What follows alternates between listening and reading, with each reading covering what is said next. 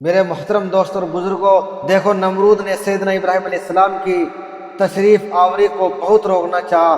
فرعون نے سیدنا موسیٰ علیہ السلام کی تشریف آوری کو روکنے کے لیے بہت زور لگایا، مگر ناکام رہا۔ سیدنا ابراہیم علیہ السلام اور سیدنا موسیٰ کلیم اللہ علیہ السلام دنیا میں تشریف لائے اور اپنا کام کر گئے۔ اللہ تعالیٰ نے اپنی قدرت ظاہر فرمائی اور نمرود اور فرعون نے اب جن کی تعریف آوری روکنے کے لیے بہت سے بچے کو ذبح کر دیے گئے۔ یہ دونوں حضرات انہی مردوں کے گھر میں پلے پڑے۔ نمرود کے مصاحب خاص کے گھر میں حضرت خلیل کی پرورش کی اور فرعون کے گھر بلکہ اس کی گود میں حضرت کلیم اللہ کی پرورش فرمائی ہے۔ یہ قدرت والے کی قدرت ہے۔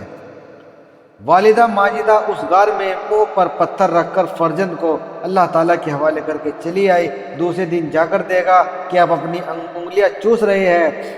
آپ اپنی انگلیاں چوس رہے تھے جن سے دودھ شہد نکل رہا تھا۔ بہت خوش ہوئی، پھر روزانہ اسی طرح جاتی اور اپنے بچے کی دیکھ بھال کر آتی۔ آپ ایک ماہ کے اتنے بڑے تھے جتنا دوسرے بچے 1 سال کے۔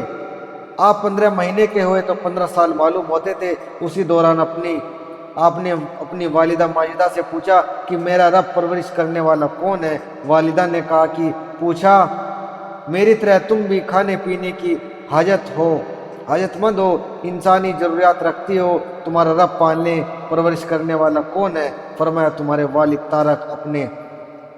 پوچھا کہ ابا جان کی حاجت مند ہے، پھر انہیں مربی چاہیے، ان کا مربی کون ہے؟ کہا کہ نمرود۔ طارق، نمرود کے یہاں سے تختے پائے جاتے تھے۔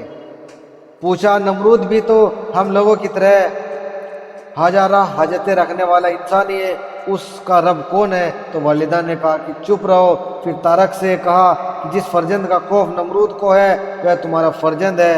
اس نے آج تمہیں ایسا حقیقانہ سوال کیا کہ میں تمہیں کیا ہماری ساری قوم جواب دے نہیں سکتی۔ میرے محترم دوست اور بزرگوں، حضرت ابراہیم علیہ السلام سوال کر رہے ہیں۔ طارق بہت ہی خوش ہوئے۔ سیدنا ابراہیم علیہ السلام کئی سال اس غار میں چھپے ہوئے پرورش پاتے رہے۔ 7 سال کی عمر میں شریف میں شام کے وقت غار سے باہر تشریف لائے۔ اللہ تعالیٰ نے سیدنا ابراہیم کی حفاظت فرمائی اور کافروں کے مکر و فریب سے انہیں محفوظ و مامون رکھا۔ اللہ تعالیٰ نے بڑے احسن انداز میں بہت جلد آپ کی پرورش فرمائی اور آپ جوانی کی منازل طے کرتے رہے۔